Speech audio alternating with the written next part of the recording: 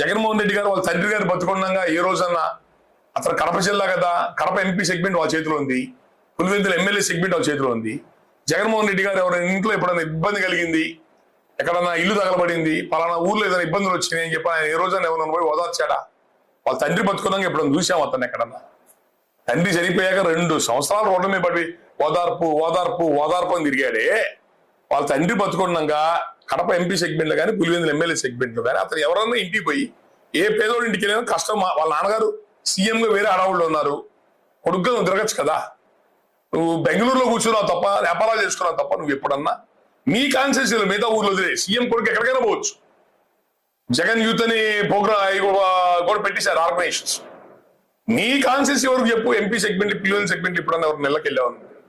ఏమన్నా కష్ట నష్టాల బాధలు ఎప్పుడన్నా మాట్లాడేవుతాను నువ్వు? అసలు వాళ్ళకి సాటి మనిషి